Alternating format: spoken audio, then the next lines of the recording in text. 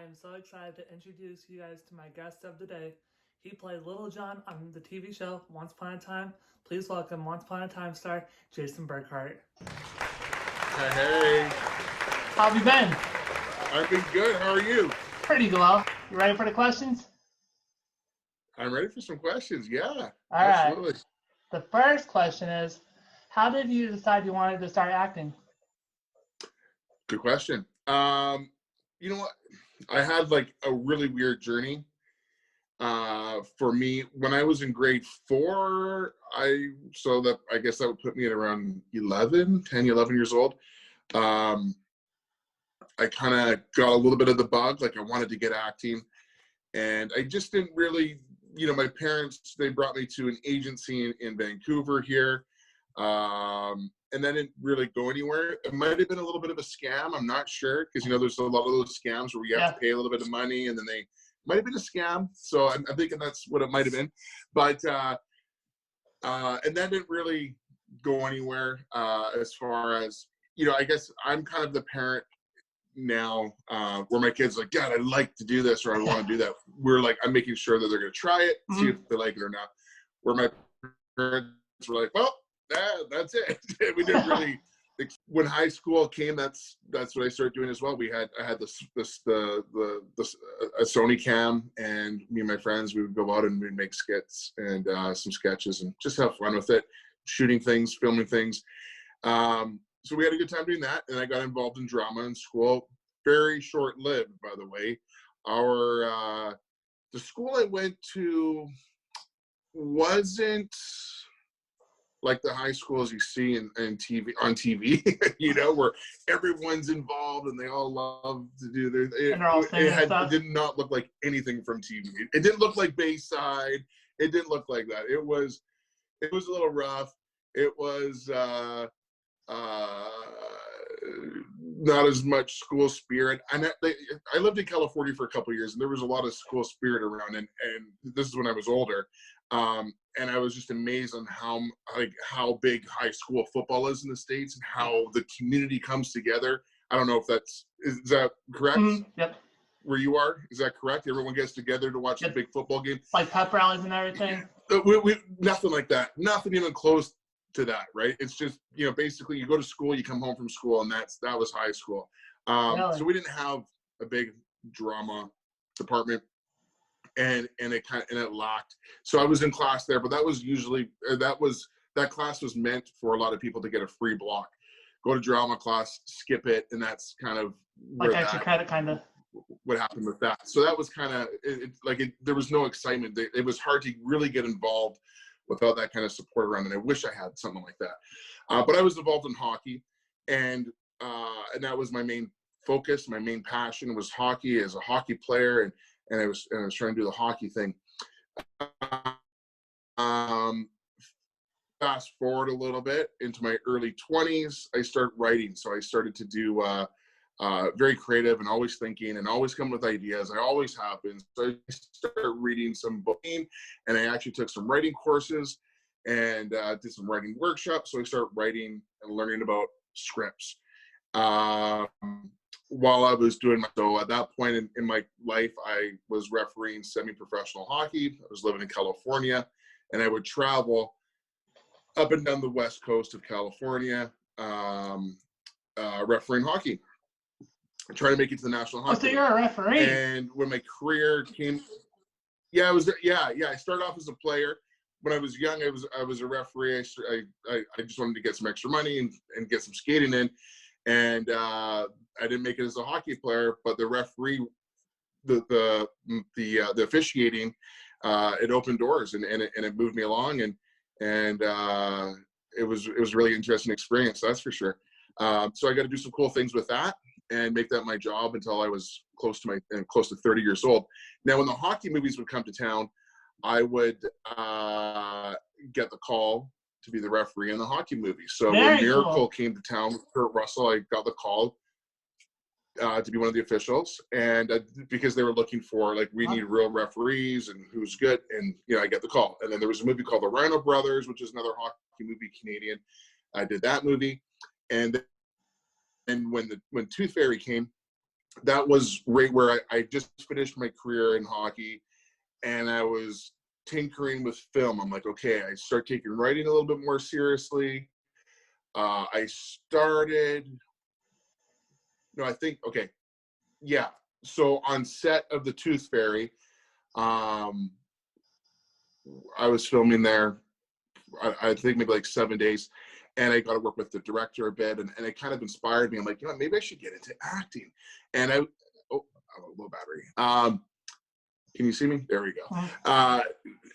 And when I was on set there, and I got to work with the director a little bit, I had a little bit of taste of this acting thing, and I liked it, and it was exciting for me, and it was a challenge. And I thought, well, I'm doing the writing.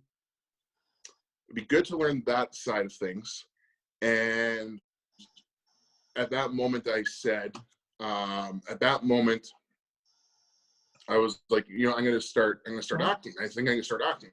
And I was talking to one of the players who was on set, that we started a relationship. So we started talking, and I'm like, you know, I think I'm going to start acting. He goes, well, I own a studio in Vancouver, and we do acting classes. I'm like, no way. So I started getting involved with acting classes at his studio. He's like, yes, my wife's a casting director. Here's my number. Give me a call. I call him a couple of days later. I'm in acting classes. A week or two later, I'm in acting classes at his studio. His wife actually books me on my very first job. She was casting a commercial, which was a hockey commercial, believe it or not. And I got cast, and she cast me. So it was kind of interesting. Now, that player I was just mentioning, and that studio I was mentioning, that was Michael Coleman's old studio, and that was his business partner. So, which is just weird to find that out later on, you know, later on in life. So, yeah. So you knew Michael Coleman before Once Upon a Time? I knew Michael Coleman before Once Upon a Time because I was taking acting classes at his studio, and I was a brand new actor. But I didn't have class with him. But we had classes at the same time, right beside each other, and I would see him there, and you know, I knew that he was one of the owners of the company, and yeah. So later on, you know, I just kept working, just kept training, kept practicing, I approached it like I approached hockey. So I had that mindset already, and I knew how to be successful in areas that maybe would be uncomfortable for people to do. Like, I don't think choosing sports as a career or choosing acting or singing as a career, it's not for everybody, because there's a lot of risk in it. It's hard to do. It's hard to make a career out of it. It's hard to make a living. And once you figure out something one time, and how you approach something, you could probably try to replicate it and then do it again. Maybe fix some of the errors you made the first time. So my first goal was playing hockey, and I got pretty far as a player. And then the next time around, I approached it from the officiating, and I got further as an official. And now I'm approaching it from the acting way, and hopefully I can keep pushing further, right? So, which is kind of the cool thing about this, is there's no time limit. Sure. Right? I could book my favorite and best role in my 60s, right? So I got 20 something years. Do you have a favorite role that you played? That I've played? And honestly, I'm not just saying this, but I love playing Little John in Once Upon a Time. I feel like that role to me is true to me in a lot of ways. Like, I feel like Little John, he's a big bear, and that's how I approached that role, and that's how I went into it. And that's how I would think. Like, I'm a bear. I'm a big papa bear, and I protect, and I look after, and I'm kind, and I use. I think that character's the most relatable to me, as far as just being me. and how I would approach life. But I also like playing really fun and wild characters that I could just get crazy with, and good guys or bad guys. I've had a lot of fun this year working on a bunch of stuff, playing a variety of roles, which is nice. I used to go out mainly for roles that were like the best friend, the stoner roles in my Like 30s, because everyone wanted like a Seth Rogen kind of thing back when Seth Rogen was really doing his thing. And everyone wanted like a Seth Rogen, and I kind of fall into that category with the voice and you know, so I was fitting into that category. So I was always wanted for comedy and funny stuff, which is really fun, and I love that stuff. And now that I'm a little bit older and more seasoned, and the grays are just flowing in.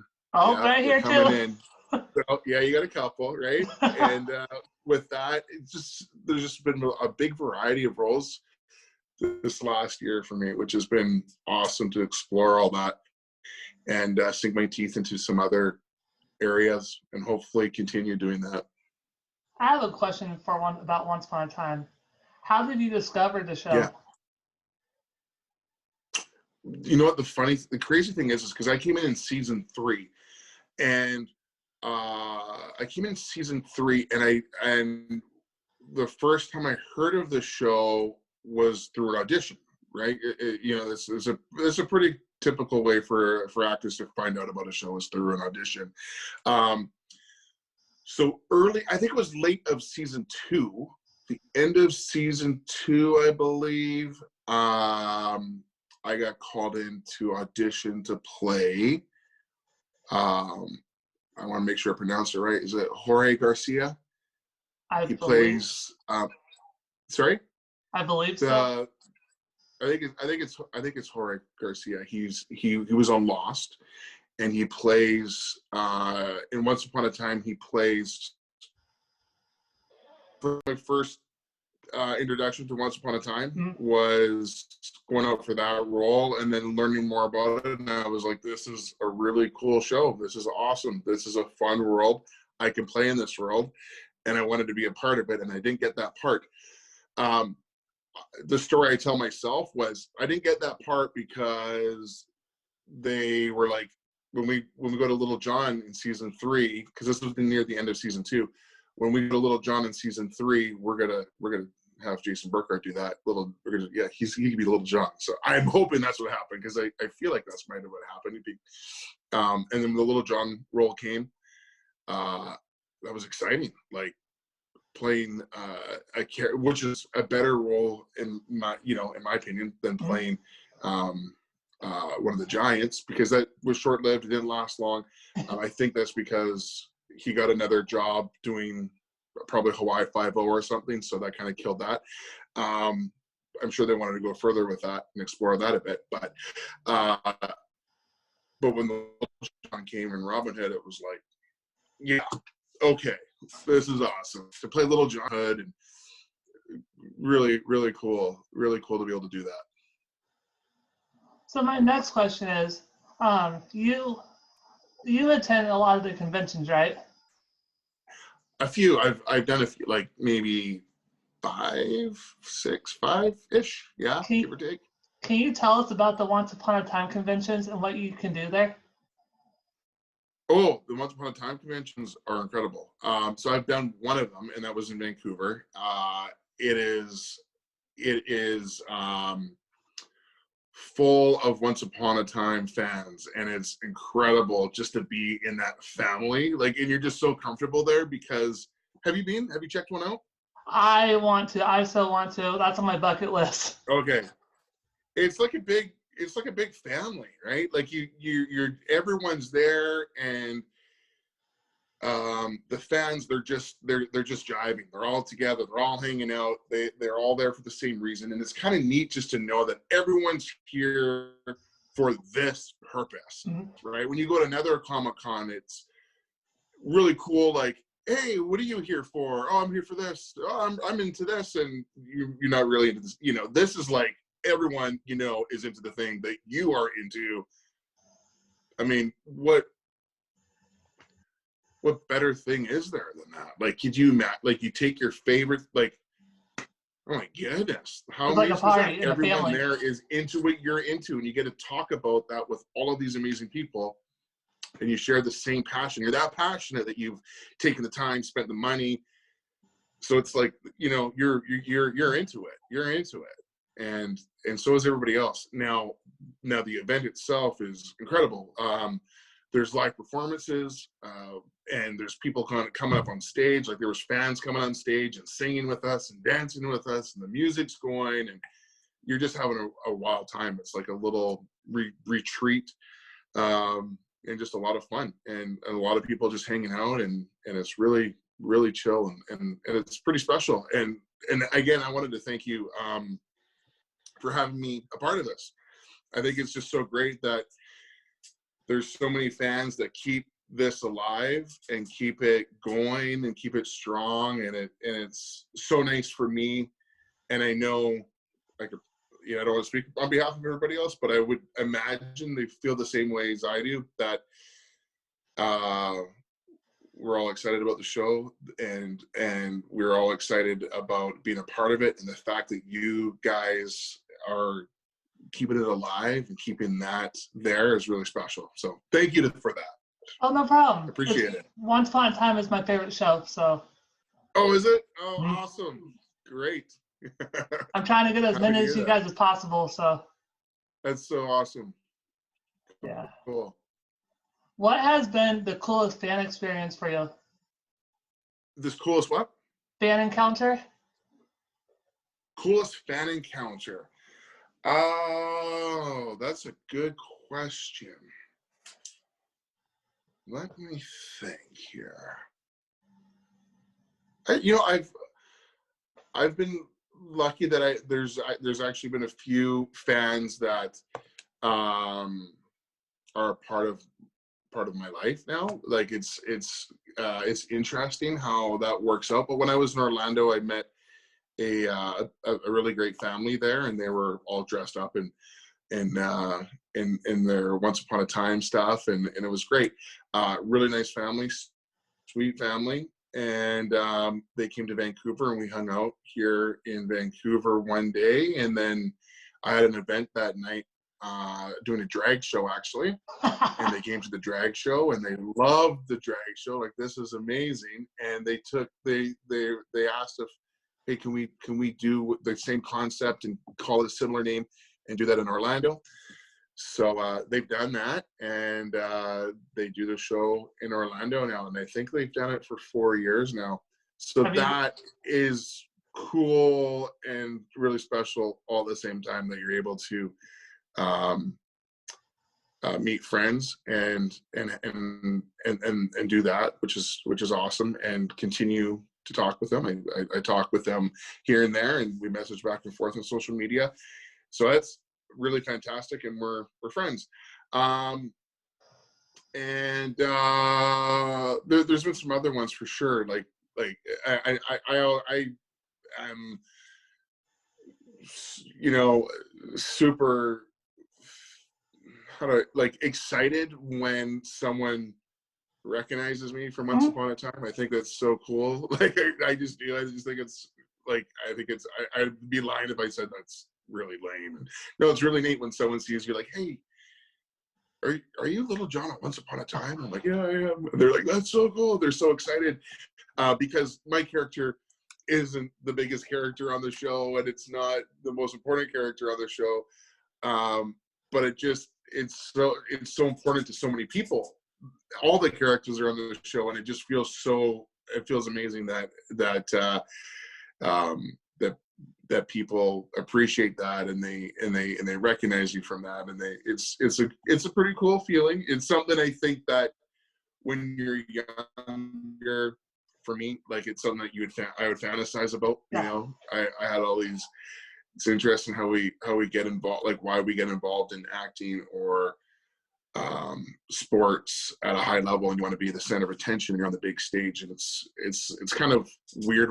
I don't know why we think like that or what it is, but I fantasize about that in my head, about one day being the hero in Game 7, scoring the game-winning goal, and I'm, like I'm getting carried out like Rudy, like that kind of thing. And it's just, I don't know why we think like that, or not everybody, but I did as a kid growing up. So to kind of have a little taste of that on a small scale, which is good, because I think small scale is important here too, because I can imagine everywhere I went.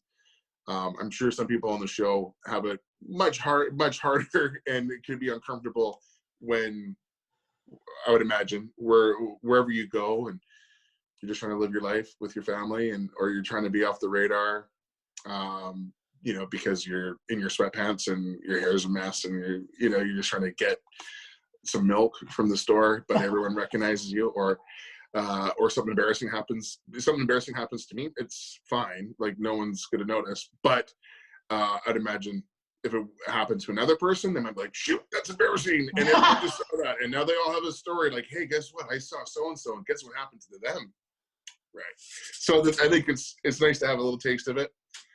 And one of the coolest experiences was the Comic-Con it's called SpookyCon. It takes place in Orlando, and that was my first Comic-Con experience, so it was really special. But we did a Q&A, and it was myself, Rebecca, Lana, Sean, and Lee. I might be missing someone, but they brought us on stage, and it was crazy. There must have been 1,500 people there, and they just went nuts. Like, I felt like I'm a Beatle. This is amazing. Are you kidding me? It was so wild to have that first experience of to see that, like, all the phones out and everyone cheering and going crazy. It was pretty cool and surreal. It's never happened to me again like that, but it was pretty fun, pretty cool experience to be able to live that and have that in my memory.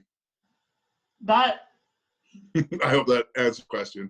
No, it really did. I just love that story, like how you were explaining everything. So I want to thank you for that. Cool. Yeah. All right. Cool. My next question is, what was your favorite episode of the show? Of course, my favorite episodes are the ones that I'm in them. Yeah. Like when I turned into the flying monkey, for me that was really fun, because for me, I guess it's living through my experiences, and my experiences, that was one of my most memorable time being on set of Once Upon a Time was that episode. I had a lot of days and more dialogue and lots of acting that day, and we got to do some really fun things, like you got to die on a gurney, basically turn into a monkey, and I got flung into the air, which is super fun to do twice. I got to do that twice. I had to do that on location in the mountains, where I'm running towards the camera, and there's like this big crane, and it just picks you up and throws in the air, which was awesome, and it was really cool. And then I got to do that again in studio behind a green screen. So those are fun days to work, for sure. So those episodes are always memorable, and ones that I like to watch. But yeah, I think there's a lot of great episodes in the show, for sure. I really like the Peter Pan stuff too, actually. He was a great actor. He was really good, eh? He was excellent. So there's some nice episodes there. Yeah. Were you in Once Upon a Time in Wonderland? I did do that show. Yeah, I was. That was. I think we were filming that at the same time as Once Upon a Time, or like close to and near. I think we had like days of Once Upon a Time and then days of Once Upon a Time at Wonderland. I think it was like the happening simultaneously.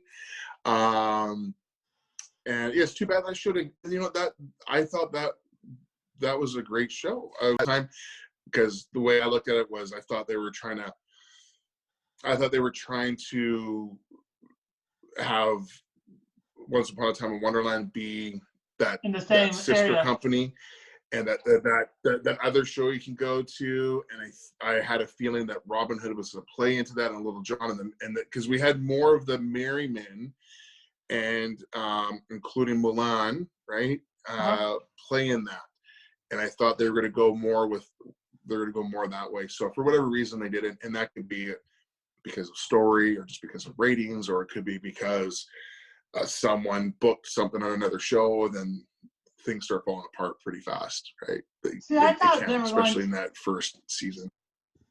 I thought they were going to, like, for Once Upon a Time and Once Upon a Time in Wonderland. I thought they were going to find a way to, like, connect it. You know what I mean? Totally, yeah, for sure. I think they needed to be like their own standalone.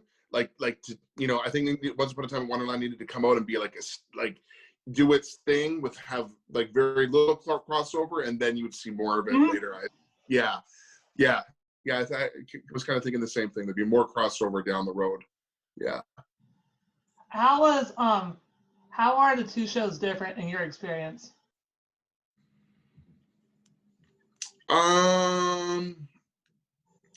Well, in my experience, like I'm playing the same character, like in the same world for both. Like we were in Sherwood Forest, for Once Upon a Time in Wonderland and in Once Upon a Time. So it was for us. It was for me, anyways. The days that I worked, it was very similar. It was basically the same thing, right? Because I didn't go do any crazy fantasy adventures in Once Upon a Time in Wonderland. I just the days that I played, I was in Sherwood Forest, so I'm very, very foresty all around on all the shows. Not too much of a difference for me, unfortunately. I wish I had a better answer for you. I wish I could tell you something way cooler, but that's kind of the reality of what for me, for my experience. Yeah. You ready for a fun question? That was a long time ago too. Like I don't even remember much about that. Was like Once Upon a Time in Wonderland. That would have been like 2014, like 6 or 7 years ago. Like, that's a long time. Yeah. Who is the prankster in the cast? The prankster in the cast, hey? I think Rebecca always had something funny to say. Like she's hilarious, by the way. And I would really like to see her do like way more comedy, because she's really funny. And she was definitely, there was a different energy when Rebecca came. From what I could tell, and I could be wrong. But for me, it felt like we've got the show, we're doing our thing, Rebecca comes along, and it felt like it just kind of, it's what it needed, that character, and the fact that she played the Wicked Witch with so much fun, and she just and she was kind of just poking everybody. That character is just kind of out there to poke everybody, and she had fun with that character. And during takes and on set, like she was doing those types of things. She was just poking people and having fun with them, and ribbing them a little bit. And so she is definitely, in my opinion, she's the prankster of the bunch. She's great. Okay. Very funny. Have you gotten to work with anybody since the show? From the show? Mm-hmm. Since the show ended. Have I worked with anybody? Sorry? Have you worked with anybody from the show? Have I worked with anybody?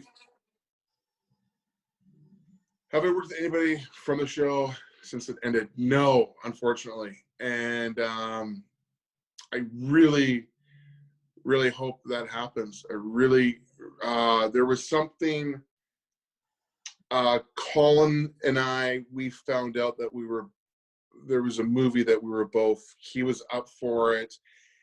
And he was up for it, but I don't think he could do it because he had a conflict with another thing, and we would have had a scene together in that movie, and that was, yeah. I don't want to say what movie it was because I don't want anyone to know what movie that was, because great movie with great cast and great director, but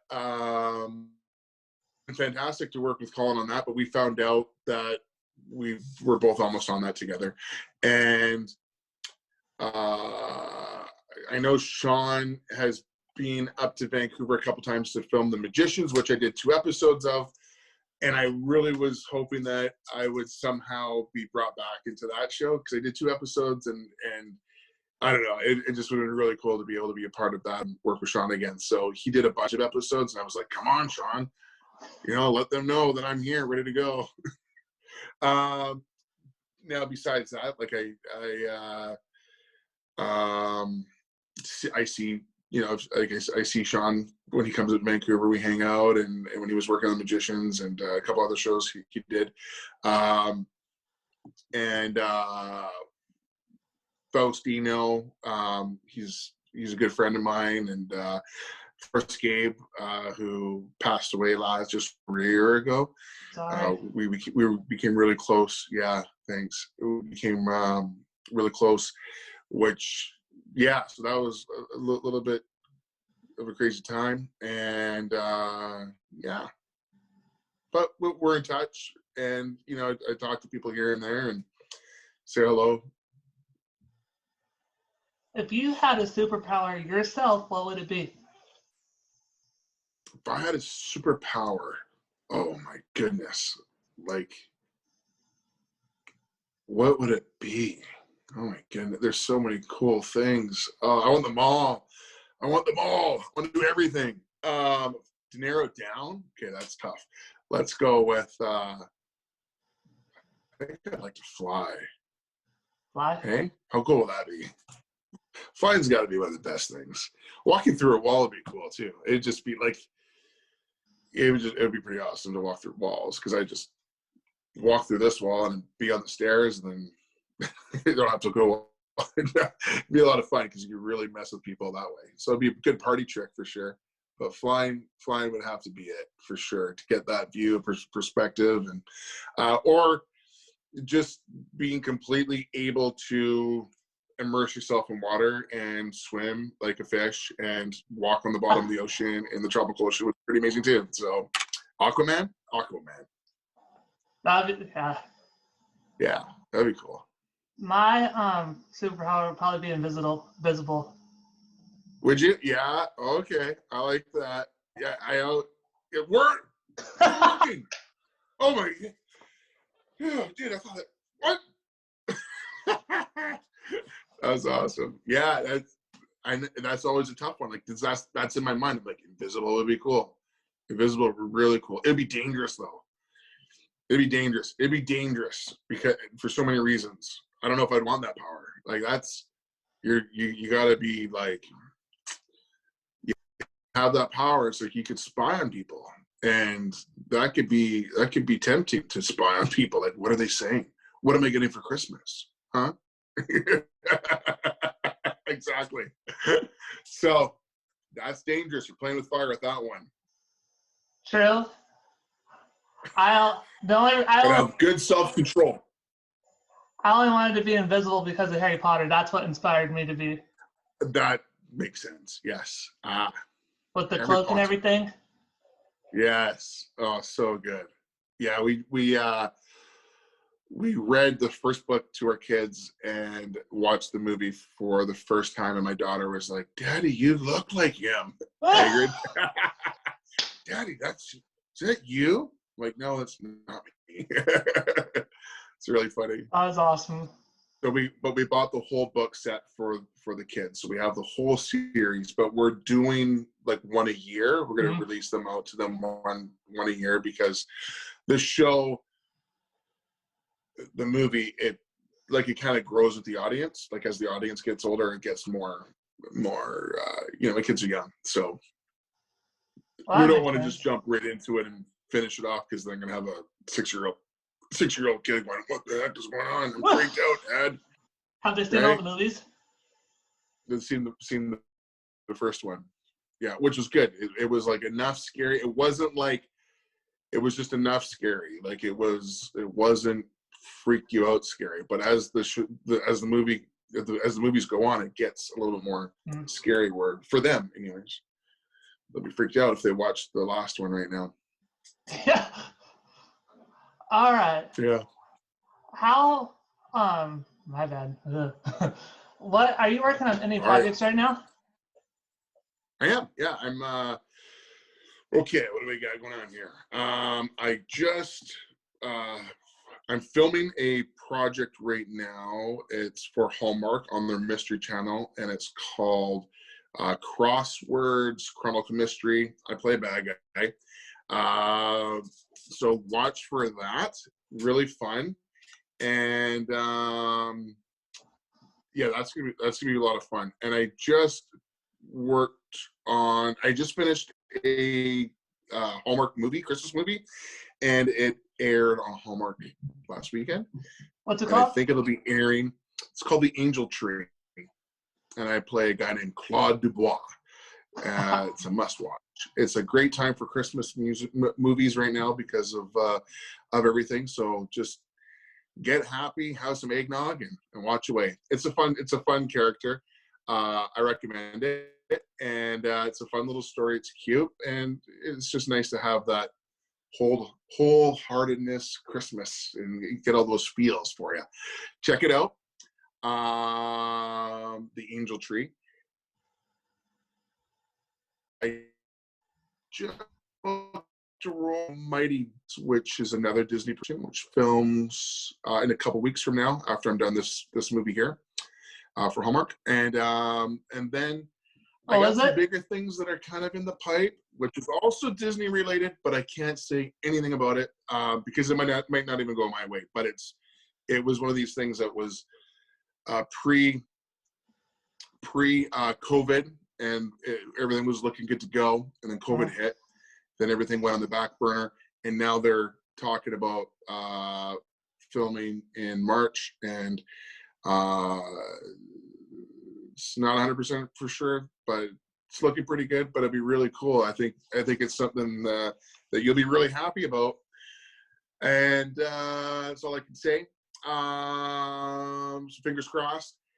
And I also have what do I have coming up here? Knock on wood, yes. I shot a small little role on a new TV show coming out called Pudding, and it's a musical, and it is fantastic. The cast is insane. Look it up, Puddin, Pudding, and musical. Lorne Michaels is the producer. So Lorne Michaels, he's done all the big shows, Saturday Night Live, Portlandia. I think he also done. I think he did 2.5 Men and 2.5 Men and Big Bang Theory. I think those are all Lorne Michaels shows. Anyways, it's gonna be a really epic show. Watch for it. It's called Pudding, and I'm in one episode for sure. Hopefully more. It's one of those things where it could go more. But it's a super fun character. So even just knowing that, definitely watch the first season. And it's like a 6-episode thing, so it's going to be small, contained. It's really a lot of fun. Take a look for that. And I did a show called The Stand, which comes out any day now. I think this month. I have a small role on it, but it's gonna be a wild show. It's based off Stephen King's book, The Stand, and it's about a virus, and it's crazy. And the scenes that I have are pretty cool. Hopefully, they make the final cut because they're awesome and they're really fun. But they had so much crazy, fun, wild stuff. It's like, how on earth are you guys gonna edit all this? Because it's a wild ride, and it's something that it was pretty amazing to experience. We shot that in February, so just before everything closed down, and wrapped that up, and comes out soon. So hopefully I made the cut for those. I think it was 1 or 2 episodes. I'm really looking forward to it because it was a lot of fun. What else is coming out? There's a couple other things coming on, and I'm drawing a blank, but yeah. You've been busy, dude. It's been a busy year. I have been, yeah. It's been, I've been lucky. Been very lucky and fortunate just to keep on working. Got a couple commercials coming out. I do, actually. I've done my first commercials. I haven't done a commercial in years, and then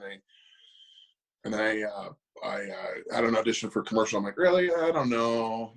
Wasn't really too sure about. Nothing wrong against commercials, but they just weren't going my way for a long time. It just because of my look, and I looked more like I said back in the day. I was like the best friend guy at the Seth Rogen thing, and all the commercials they all wanted a Seth Rogen guy.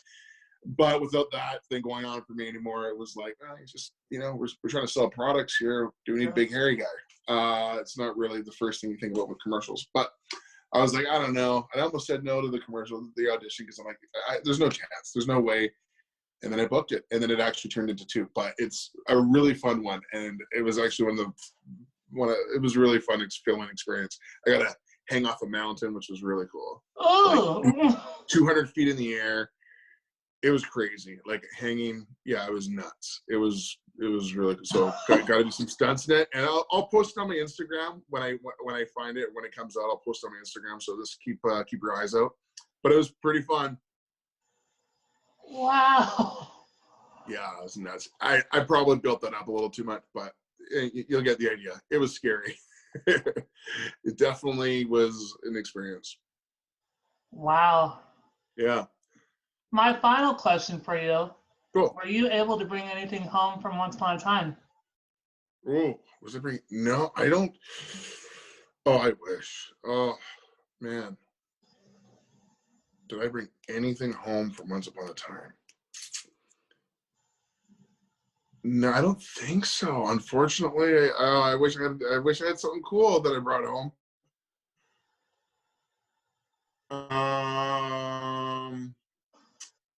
I really wanted Colin's outfit. Me wearing Captain Hook's leather outfit all day long would be pretty awesome. I gotta tell you, maybe a little tight, but probably looking pretty good. No, unfortunately, I don't have anything from the show. I wish I did. Huh. Darn it. now I'm upset. Now I'm mad. I want something from the show. No, I want something from the show right now. I'm gonna call it. No, it's. Oh yeah, I wish I had something like my outfit. Sorry. Here's a cell phone. Yeah. ABC, what are you doing? Hey, Jason Burkart here. Who? What? Yeah. I wish I had something cool to tell you about that. I don't, unfortunately. Oh, it's all good. It's all good. Well, thank you so much for stopping by. I really appreciate it. Thank you for having me, and thanks for being patient with my crazy schedule. I know we've been trying to hook this up for a while, and it's just been crazy. And the thing is, too, like auditioning has just been crazy too because of everything's coming back.